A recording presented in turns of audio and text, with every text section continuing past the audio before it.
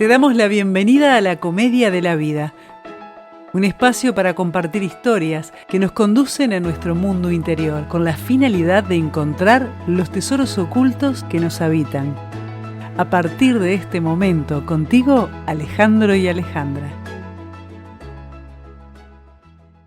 Buenas. ¿Cómo andan dantescos? Ale, ¿cómo estás?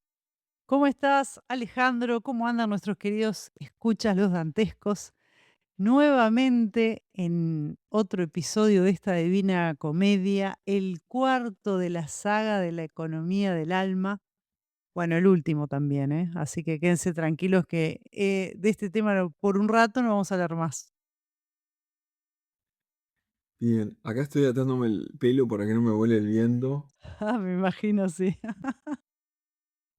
Y acá la producción me hizo llegar algunas preguntas que no buscan una respuesta rápida. A ver, Pero, a ver. como siempre, viste, la producción busca incomodar.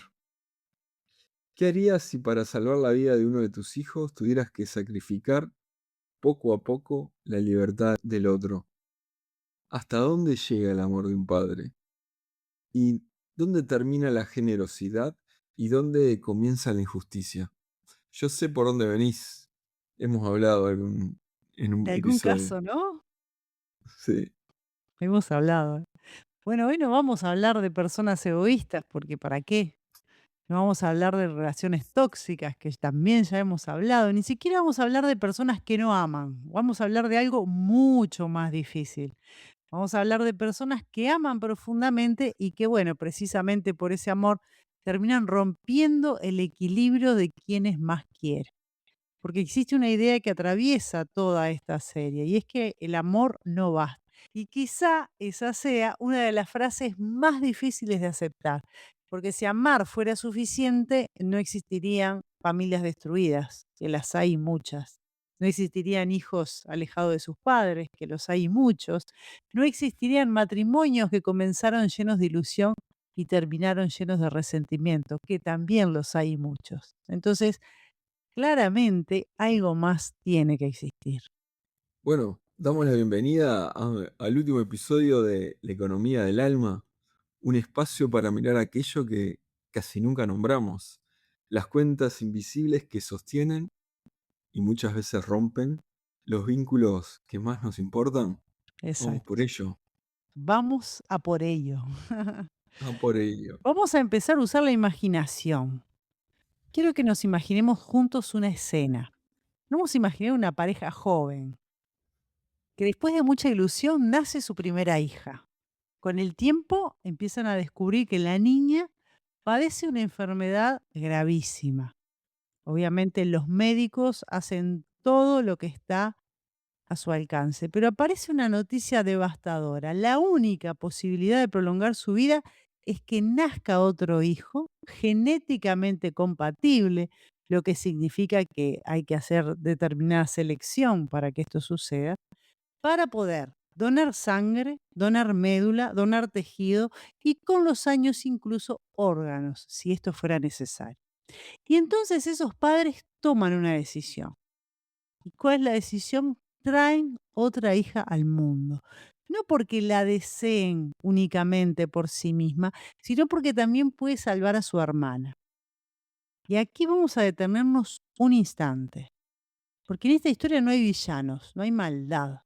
Solo hay dos padres desesperados intentando salvar a su hija. La pregunta es, ¿qué haríamos nosotros en una situación así? Y esa historia existe. De hecho, creo que es una historia que existe y muchas veces creo que la hemos comentado en alguno de los episodios. Hay una película que se llama La decisión más difícil, que si bien no es una historia real, está basada en un caso que conmocionó al mundo. Ocurrió en 1990 con las hermanas Anissa y Marisa Ayala. Anissa tenía leucemia y necesitaba un trasplante urgente. Cuento rápido el La caso historia real. real. Ahí va, eso está bueno. Y como no encontraban un donante, sus padres concibieron a Marisa con un único propósito. Era un hermano salvador, ¿no? que fuera una compatibilidad genética perfecta para salvar a su hermana. De hecho, hermanos salvadores es un concepto que se maneja en bioética actualmente. Pero está, ahí doy paso a la película y no te quiero destruir lo que tenías armado, Ale. No, está muy buena la aclaración. Además, es una película que en la Divina Comedia se ha prestado muchísimo. Le hemos sacado el jugo con un montón de ejemplos y con un montón de temas, porque es tan intensa esa película y tan fuerte que da para mirarla desde un montón de perspectivas. Pero bueno, probablemente la mayoría la recuerde como una película sobre el amor de una madre, porque básicamente es lo que muestra, ¿no? La obsesión de la madre por salvar a esta hija. Pero cuando la miramos desde la perspectiva de esta serie de la economía del alma, descubrimos algo completamente distinto. Descubrimos que a veces el amor también puede perder el equilibrio. En este caso, en este ejemplo, la madre ama a Kate. Kate es esta hija que tiene este problema. Y claro que la ama profundamente. Y el padre también ama a esta hija profundamente. También aman a Ana, que es esta hija que se concibe como sostén de la que ella está. Y sin embargo, sin darse cuenta, Ana deja de ser solamente una hija, comienza a convertirse en un recurso. Es una esperanza, es una solución y toda la familia empieza a girar alrededor de una sola necesidad que es salvar a Kate. Y cuando toda la familia gira alrededor de un único destino, algo comienza a romperse. Aunque nadie lo vea, aquí es que aparece una de las preguntas más importantes de toda esta saga. Y la pregunta es, ¿puede el amor, cuando pierde el equilibrio, hacer daño? Porque creo que todos crecimos escuchando una idea, ¿no? La idea de que amar mucho siempre es bueno, de que cuanto más damos es mejor, que cuantos más nos sacrificamos más amamos, etcétera. Pero, ¿y si hubiera un momento en los que el sacrificio deja de ser amor para convertirse en otra cosa? ¿Nos hemos preguntado eso? Me resuena una frase de Bert Hellinger: el amor por sí solo no alcanza.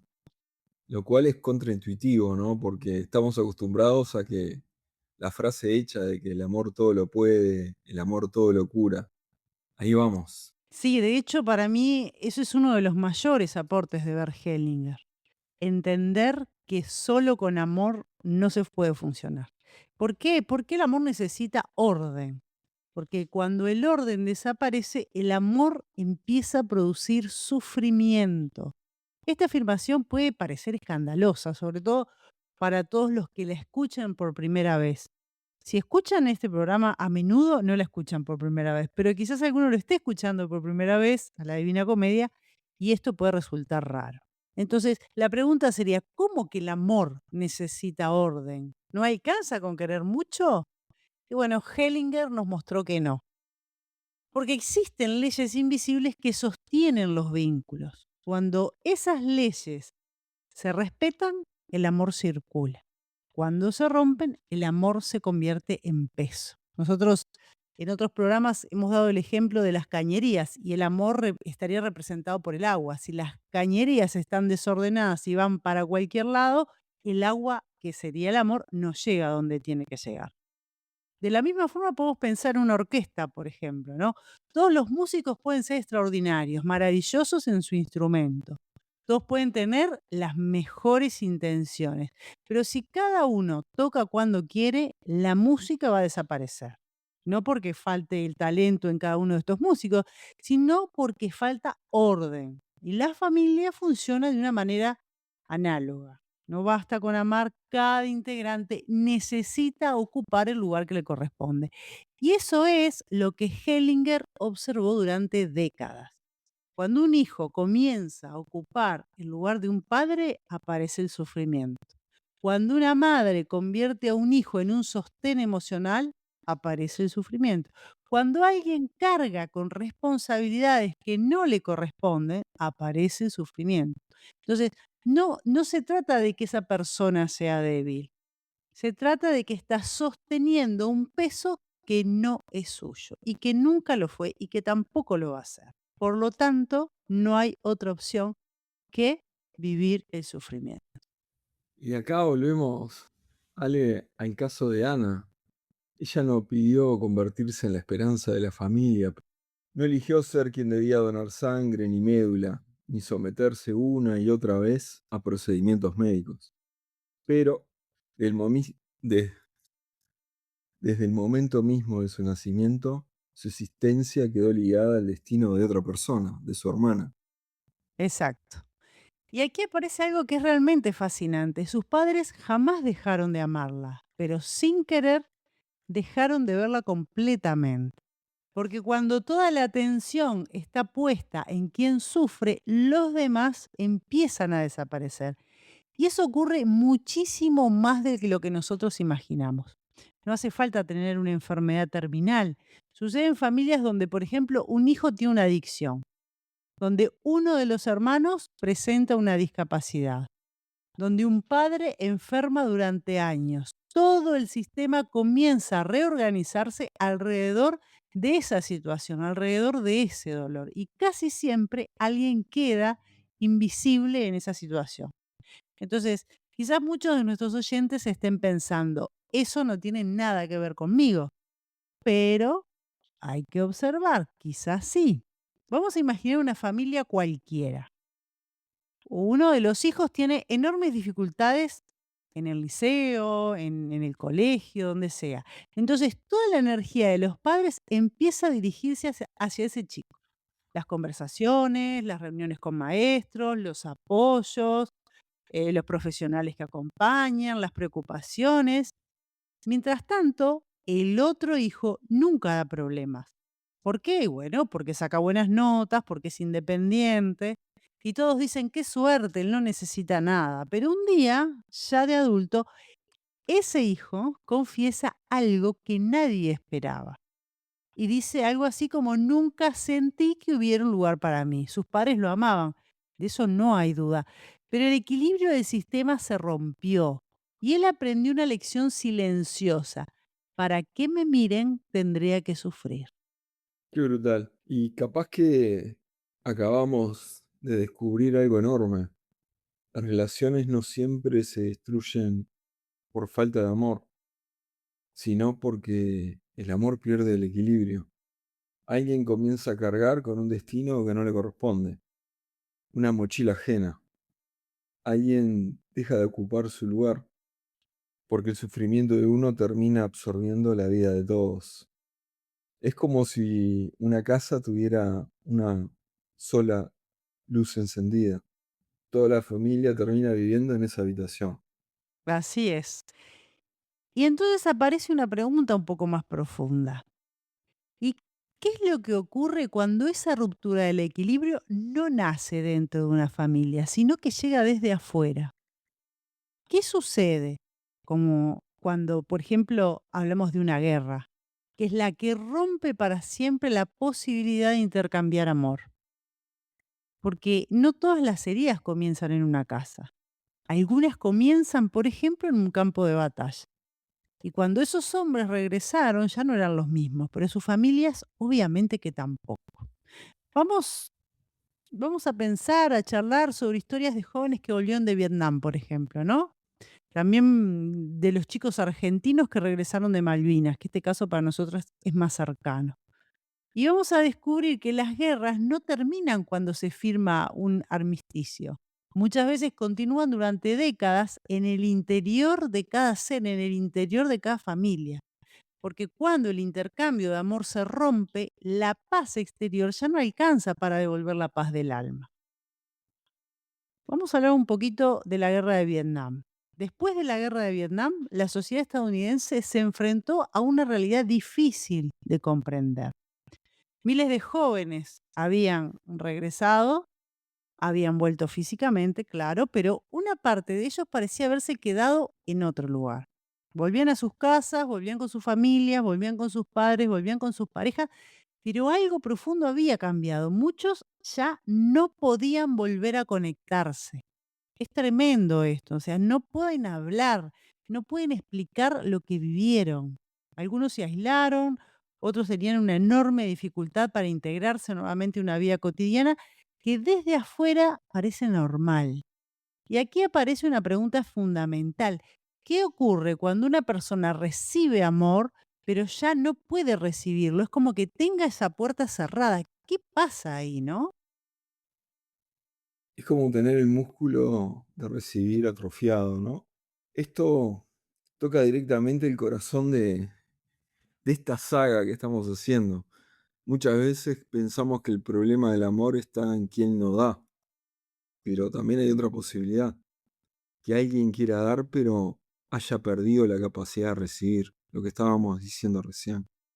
Ahí aparece una ruptura invisible, porque como una danza, el amor necesita dos movimientos, alguien que entrega y alguien que puede tomar.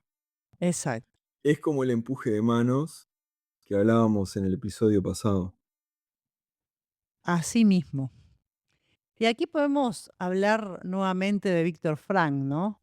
Que es un autor fundamental para comprender esto. Él vivió una experiencia extrema que fue un campo de concentración, estuvo prisionero y perdió prácticamente todo, por no decir todo, su familia, su libertad, su identidad, su mundo conocido.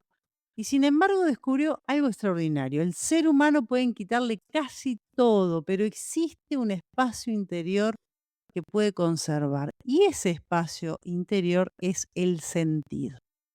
Y esto es muy importante para nuestro tema, porque Frank descubrió que el sufrimiento sin sentido destruye.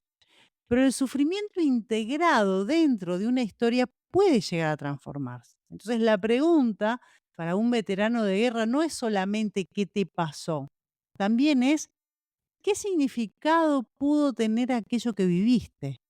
Porque cuando una persona queda atrapada solamente en el dolor, el pasado sigue gobernando el presente. Y aquí aparece una relación profunda con lo que nos enseña y nos sigue enseñando Hellinger. Porque una de las cosas que Hellinger señalaba era la importancia de mirar lo ocurrido, de mirar lo ocurrido. Mirar es mirar, no es juzgar. Entonces, mirarlo sin negarlo, sin minimizarlo, no intentar taparlo con frases positivas. Eso es lo que es, con todo lo que eso significa. Entonces, hay dolores que necesitan ser reconocidos antes de poder ser integrados. Necesitan que miremos el hecho, porque todo aquello que no es visto busca ser visto. Y aquello que no es reconocido continúa actuando en la realidad, aunque haya pasado hace mucho tiempo. Lo que se resiste persiste, dicen. Y si hablamos de guerras y de heridas que permanecen, para nosotros hay una historia mucho más cercana, ¿no? Que marcó en una generación de jóvenes argentinos, la Guerra de las Malvinas. En 1982, cientos de jóvenes fueron enviados a combatir, y muchos eran prácticamente adolescentes, o casi. Nunca habían salido de su ciudad, nunca habían manejado un arma, y de repente los trasladaron a un escenario de muerte, frío, soledad. Una de las partes más difíciles de comprender no fue solamente lo que ocurrió durante la guerra, fue lo que ocurrió después, porque muchos de ellos regresaron, pero no encontraron un verdadero lugar para volver. Y esto es fundamental, porque hablamos mucho de la importancia de pertenecer, de ocupar un lugar, de ser reconocidos.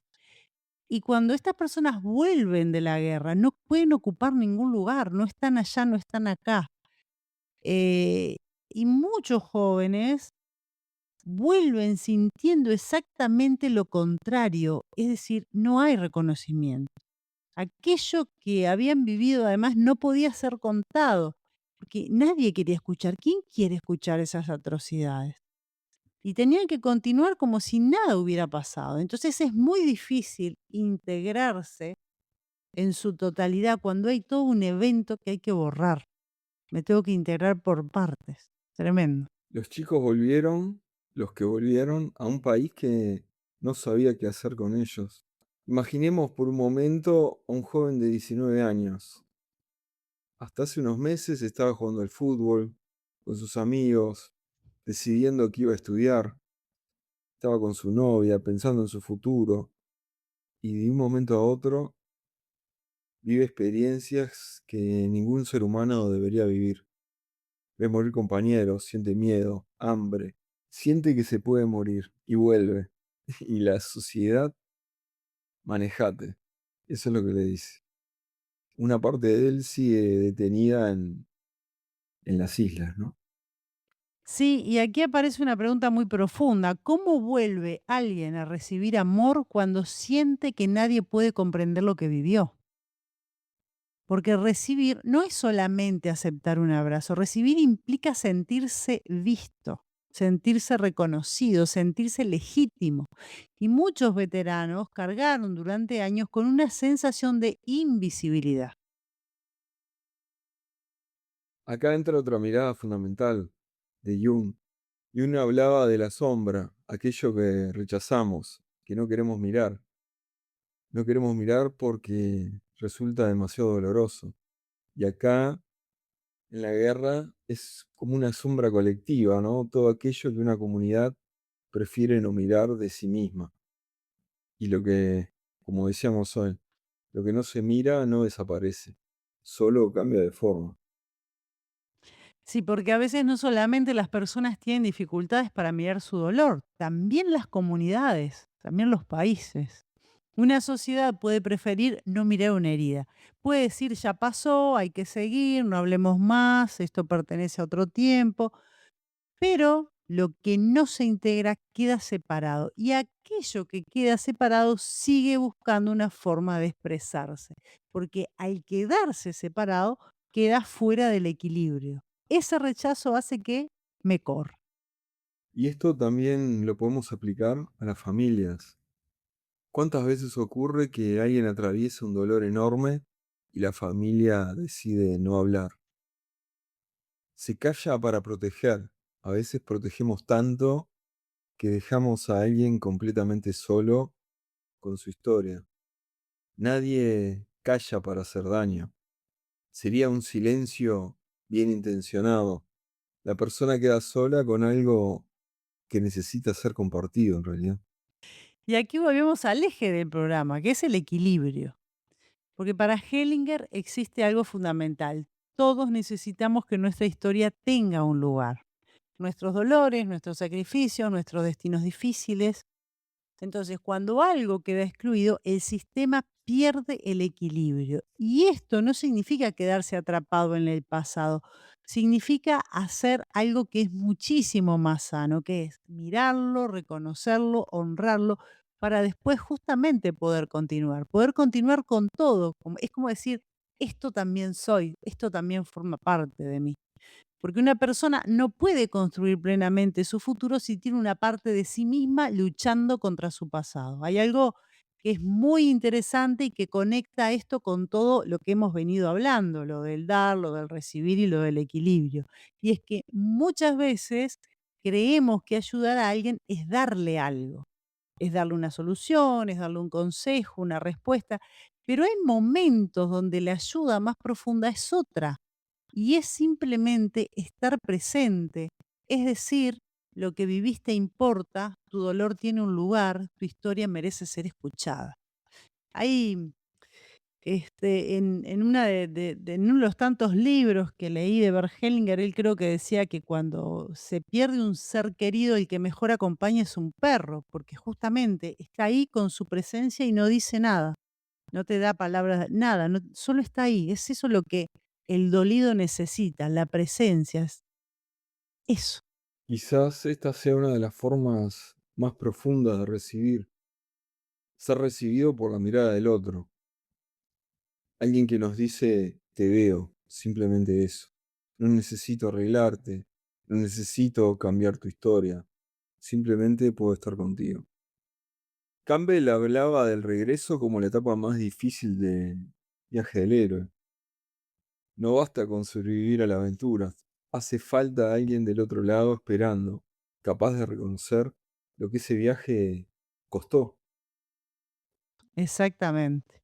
¿Sabes qué? Me acuerdo de la película de Avatar y la primera, que fue la más impactante. Creo que lo que dejó en el corazón de todos es el te veo. Claro. Esa película, El Tebeo, lo vuelve muy claro. Es bellísima.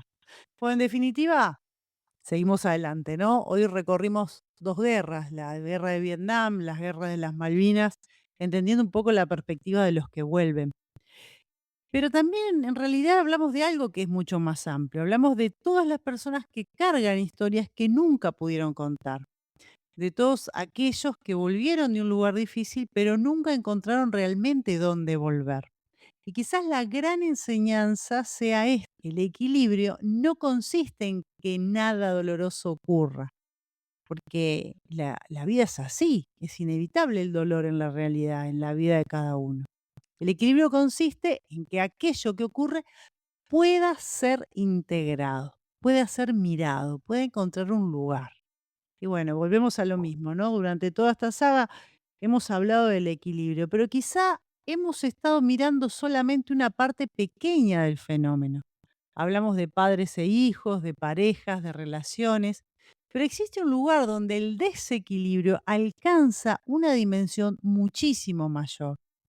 Un lugar donde el dolor no queda solamente en quienes vivieron un acontecimiento, sino que continúa viajando a través de las generaciones. Y ese lugar, por ejemplo, es la historia de los pueblos.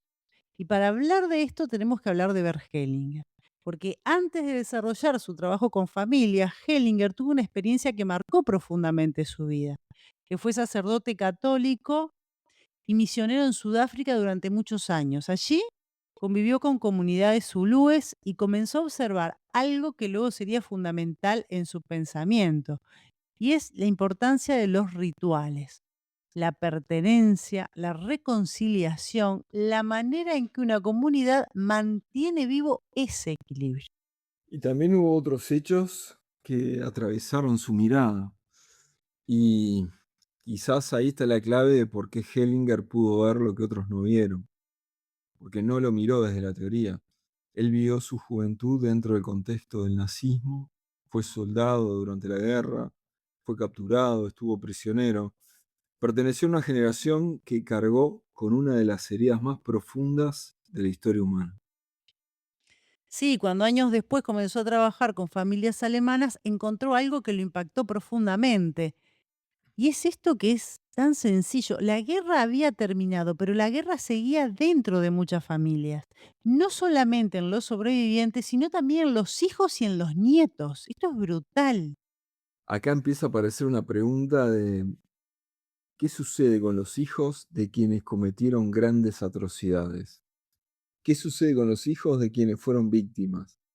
¿Puede una generación posterior cargar con un dolor que no vivió? Hoy la epigenética nos da alguna pista.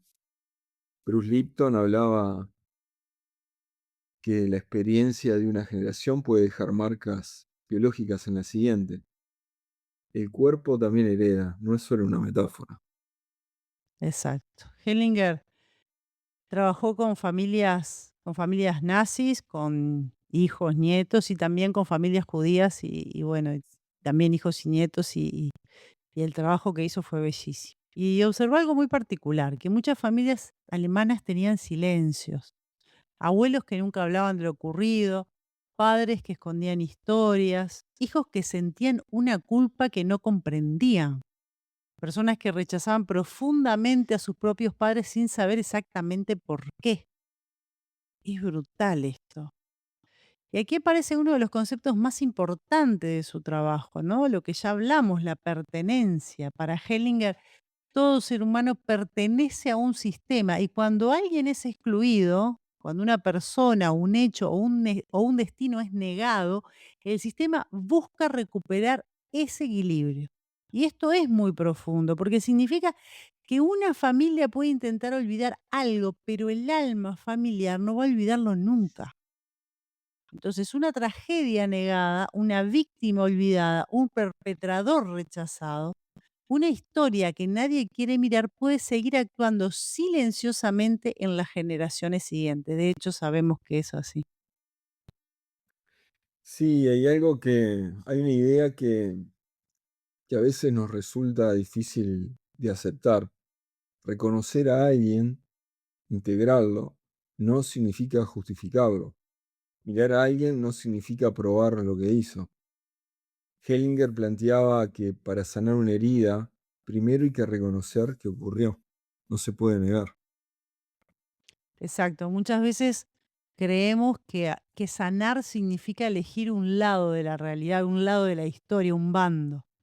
Entonces pasamos siempre a lo mismo, víctimas contra victimarios, buenos contra malos, pero la sanación profunda requiere algo más difícil y es mirar la realidad completa, aceptar que hubo dolor, aceptar que hubo responsabilidad, aceptar que hubo víctimas y permitir que cada uno de ellos ocupe el lugar que le corresponde.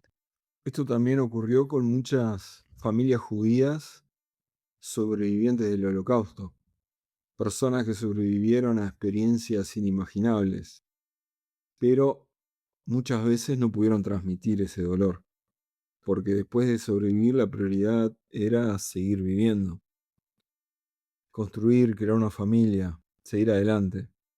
Muchos sobrevivientes eligieron el silencio como acto de amor, para no transmitir el horror.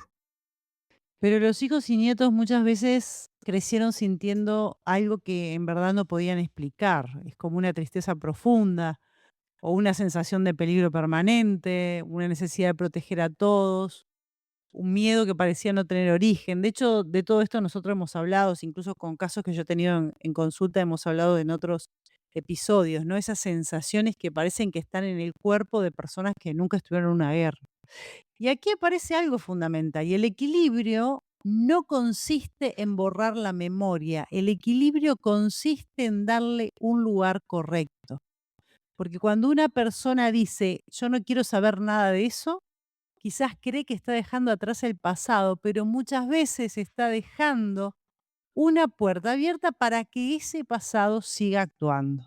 Y quizás una sociedad también necesita hacer su propio proceso de equilibrio, porque cuando alguien entrega algo enorme por un grupo, ese grupo también tiene una responsabilidad, no solamente recibir el sacrificio, sino reconocerlo, dar un lugar, escuchar la historia. Y aquí llegamos a una comprensión profunda. El equilibrio del que hablaba Hellinger no significa que todo sea igual, no significa que víctima y victimario sean lo mismo, no significa que quien sufrió y quien causó sufrimiento tengan la misma responsabilidad. En verdad significa otra cosa, significa que cada persona pueda ocupar su lugar. Cada uno en su lugar, ni más grande ni más chico que lo que realmente es. Esta frase tan simple capaz que resume la propuesta de Hellinger. La víctima necesita ser reconocida como víctima y el responsable necesita asumir su responsabilidad. Los hijos necesitan dejar de cargar mochilas que no le corresponden. Las generaciones futuras necesitan poder construir su propia vida, de nuevo, sin mochilas ajenas. Quizá una de las mayores formas de amor hacia nuestros antepasados sea esta: honrarlos sin repetirlos, recordarlos sin quedar atrapados, reconocer su historia sin convertirla en nuestra identidad. Y bueno, queridos dantescos, después de recorrer esta saga de la economía del alma, quizás podamos comprender algo nuevo. Y es que el equilibrio no es una cuenta matemática, no es yo hice esto, entonces tú me debes aquello. Es algo mucho más profundo. Es permitir que la vida vuelva a circular. Porque cuando alguien da demasiado, el otro queda sin espacio para crecer.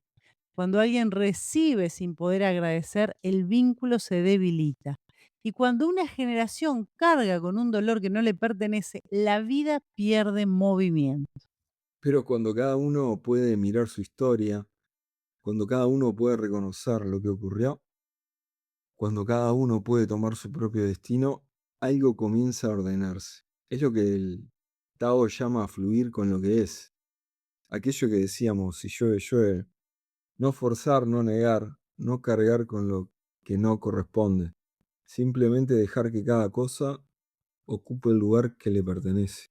Y bueno, quizá el verdadero equilibrio sea esto, tomar la vida que recibimos, honrar a quienes estuvieron antes, reconocer sus luces y sus sombras y elegir entregar a quienes vienen después no nuestras heridas, sino nuestra conciencia. Porque al final la mayor herencia que podemos dejar no es una casa, dinero o apellido, es una vida que pudo reconciliarse con su propia historia.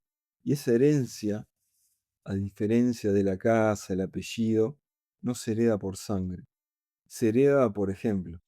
Y ahí Alguien quizá que encontremos la verdadera economía del alma, una economía donde nada importante se pierde, donde el amor puede volver a circular, donde el pasado encuentra su lugar y el futuro queda finalmente libre. Así que, queridos dantescos, la verdadera economía del alma es tomar la vida tal cual es. Ese es el equilibrio. un abrazo grande, gente. Nos estamos viendo. Chao, chao. Gracias por acompañarnos hasta acá. Te esperamos en el próximo capítulo.